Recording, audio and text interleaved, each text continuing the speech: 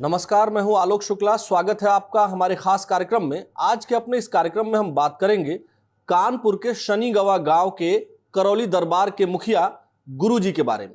गुरुजी को लोग काफी सम्मान देते हैं, एक धर्मगुरु के रूप में भी उनको सम्मान मिलता है। इसके अलावा गुरुजी ने तमाम सामाजिक कार्य किए हैं और लाखों लोगों को इससे उन्होंने लाभान्वित किया है। तो आइए जानते हैं गुरुजी के बारे में और करौली दरबार के बारे में।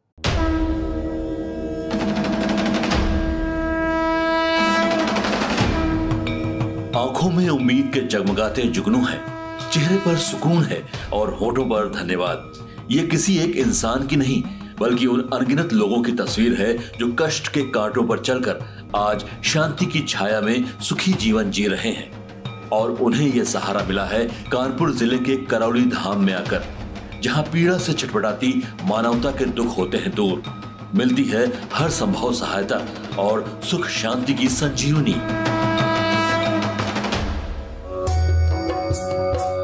जरूरतमंदों की सेवा, मदद और मानव कल्याण का मिशन लेकर कार्य कर रहे हैं करौली धाम के प्रणेता गुरुजी।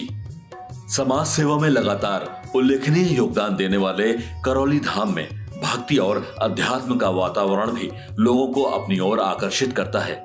इस धाम में वैदिक विधि विधान पूर्वक किए जाने वाले हवन पूजन, जहां भक्तगणों को ईश्वर की आराधना में लीन होने का अवसर देते हैं, तो वहीं भक्ति संगीत की स्वर लहरियां उन्हें आनंद में झूमने पर मजबूर करती हैं। सर को झुका लो, शेरा वाली को मना लो, सर को झुका लो, शेरा वाली को मना लो, चलो दर्शन पालो, वो करती मेहरबानियां।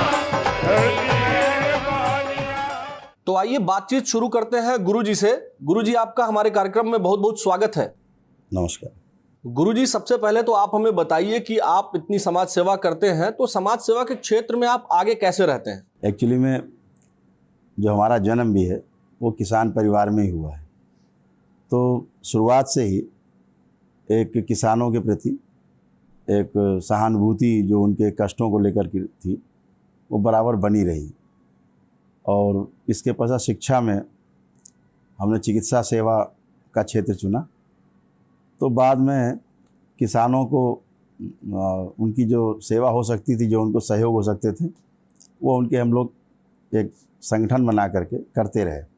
इसके बाद चिकित्सा के रूप में हम लोगों ने यहाँ कार्यक्रम शुरू किया, एक आश्रम बना करके, लौकुश आश्रम नाम से, करौली में। फिर यहाँ चिकित्सा का कार्य शुरू हुआ। तो यहाँ गरीबों की चिकित्सा जो है वो एकदम मुफ्त की जाती थी, फ्री की जाती थी। और जो धनी मानी लोग होते थे उनसे कुछ पैसा अर्जित होकर के और वो गरीबों में ही औषधियाँ वितरित हो जाती थी। इस तरह करके कुल मिला के 0 बजट पे हम लोग चिकित्सा सेवा करते रहे। गुरुजी, यह सब कैसे संभव हुआ और कैसे इसकी शुरुआत हुई? किन किन लोगों का आपको सहयोग मिला? सबसे पहले सहयोग जो हमारा घर का मिला, हमारे परिवार का सहयोग सबसे बड़ा सहयोग रहा, जिन्होंने हमें रोका नहीं और प्रोत्साहित किया इस ओर जाने के लिए, क्योंकि हमारी भी रुचि यही थी, हमें संतुष्टि मिलती थी इसमें। और हमारा परिवार ये देख के खुश था कि हम जो कार्य कर रहे हैं बिल्कुल ठीक कर रहे हैं। इसलिए हम जो कुछ भी कमाते थे वो इसी आश्रम में लगा देते थे। फिर हमारे जो कुछ मित्र थे वो हमारे इस आंदोलन में, हमारे इस कार्य में आगे आए और हमें सहयोग किया, मानसिक रूप से भी सहयोग किया और आर्थिक रूप से भी सहयोग करते रहे। तो फिर ये कार्यक्रम धीरे धीरे चलता रहा, जो आज भी अनवरत तेजी से आगे बढ़ रहा है। गुरुजी, आपके यहाँ जो लोग मदद के लिए आते हैं उन्हें आप किस प्रकार की मदद देते हैं और क्या कुछ सुविधाएं देते हैं? हाँ, लोग यहाँ आते हैं तो एक तो रहने की सुविधा है कि फ्री में रहना भी है, कोई उसका शुल्क नहीं है, बाहर जो रैन बसेरा बने हुए हैं। और भोजन की व्यवस्था भी होती है, सुबह से भंडारे भी चलते हैं और मिल ही जाता है भोजन 2 वक्त का, तो लोग अपना समय काट लेते हैं। तो यहाँ जो सबसे बड़ी पीड़ा लेकर के जो आदमी आते हैं, वो पीड़ा में सबसे बड़ी पीड़ा मन की पीड़ा है और मन के रोग हैं, मानसिक रोग सबसे ज़्यादा हैं। तो सबको एक साथ बैठ के काउंसलिंग कराते हैं, उनसे चर्चा करते हैं और उनको इस स्तर पर लाते हैं कि आप बीमार नहीं हो। पहली बार उनको इस बात का पक्का जब विश्वास हो जाता है कि हम बीमार नहीं हैं, तो उनके शरीर के रोग अपने आप कम होने, कष्ट कम होने शुरू हो जाते हैं। गुरुजी, हमने सुना है कि आपके यहाँ काफ़ी दूर से लोग आते हैं, तो कहाँ से आपके यहाँ लोग आते हैं और आपके बारे में कैसे लोग जान पाते हैं? यहाँ तो माउथ टू माउथ जो एक दूसरे के बारे में जानकारियाँ हैं वही है। जो ठीक होता है वो काउंसलिंग करता है अपने आप कि हम ऐसे ठीक हुए, और आपको कोई प्रॉब्लम ऐसी है मिलती जुलती तो आप भी वहाँ ठीक हो सकते हो। तो पूरे प्रदेश से आते हैं और दुनिया से भी लोग आते हैं, पूरे विदेश से भी लोग आते हैं।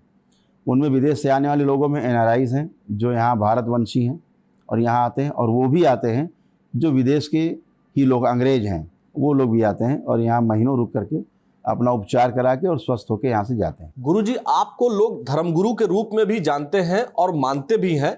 ऐसे में किस प्रकार से लोग धर्मगुरु के रूप में आपसे मदद प्राप्त करते हैं?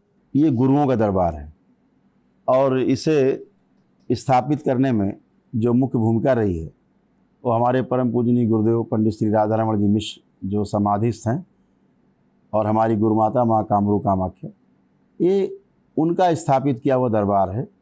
तो यहाँ वैदिक परंपरा का तो वैसे ही पालन होता है।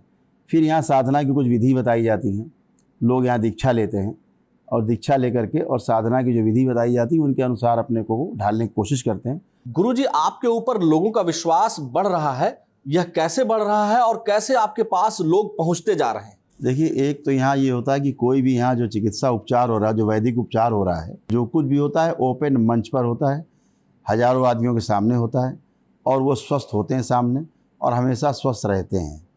तो जब स्वस्थ होने के बाद उनमें विश्वास बनता है, जब किसी अगले व्यक्ति को वो अस्वस्थ देखते हैं तो वो अपनी आप बीती बताते हैं कि हम ऐसे स्वस्थ हुए और आप वहाँ जा सकते हो और आप भी स्वस्थ हो गए।